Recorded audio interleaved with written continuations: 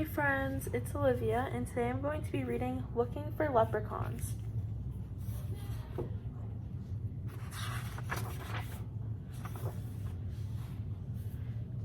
Kevin and Devin lived with their grandmother in a little white cottage in the edge of the town. They loved their granny and she loved them, but there was something else the brothers loved too: mischief. Kevin and Devin were always up to something. They built a tower out of potatoes and turned a scarecrow upside down. They played ghosts in the washing. They put hats on the horses and taught the dogs to sing. And every night they made monkey faces at the dinner table. "Stop that nonsense," their granny said, though she did laugh. One fine morning, Devin said to Kevin, "Let's look for leprechauns." "Why?" asked Kevin. "Don't you remember Granny's story?" said Devin. "A leprechaun has a big pot of gold. If you catch him, it's yours. All you have to do is make him laugh first." Kevin thought about all the things he could do to win a big pot of gold. "You're right," said Devin. "Let's look for leprechauns." The brothers found an old wooden cart. They threw a big kettle with a lid, a long rope, and a butterfly net into the cart. "This stuff will help us catch a leprechaun." "Ready?" asked Devin. "Ready," said Kevin. Oh no. Devin and Kevin, they're probably going to get into some trouble. Kevin pushed the cart. Devin pulled it. When the two ropes dipped down, Devin said, "Let's ride." The two brothers hopped in the cart. It started rolling and rolling and rolling. "Look out!" shouted Kevin. The cart with the kettle, the rope, the butterfly net, and the two boys rolled right under a fence. It rumbled through a field and ran smack into a tree.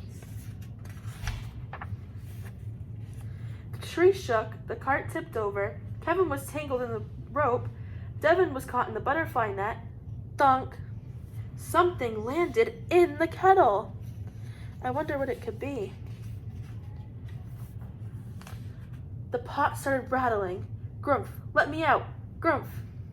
Kevin grabbed the lid and held it tight. Devin peeked in. "It's a leprechaun!" he cried.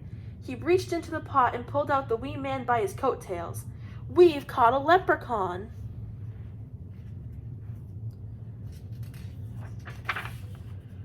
"Put me down!" cried the leprechaun.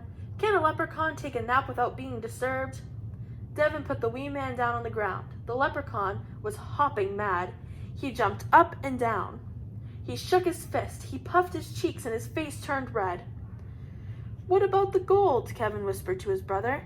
"How will we ever make him laugh now?" When you're feeling mad, you don't really want to laugh, so that might be a bit of a challenge. Devin stared at Kevin. The rope hung off Kevin like a long tail with leaves and branches stuck in it. "You look really silly," he said. Kevin looked at Devin. The butterfly net covered Devin's head and his hair stuck up out of its little holes. "You should see yourself," Kevin said. The two boys started making monkey faces at each other.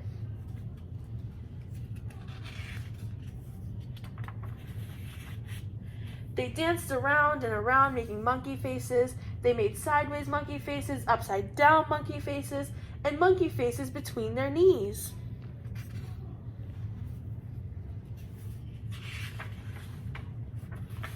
The leprechaun stopped shaking his fist. His mouth started twitching. His lips began to curl into a smile. "Look!" cried Devin. "Don't stop!" said Devin. The boys went wild making monkey faces, and then this happened.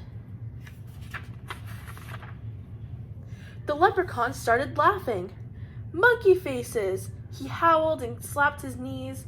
"We made you laugh. Can we have our gold now?" asked Devin. "Please," added Kevin. So the leprechaun led them straight to his pot of gold, and he never stopped laughing the whole way there. And Devin and Kevin got their pot of gold. I wish I had a pot of gold.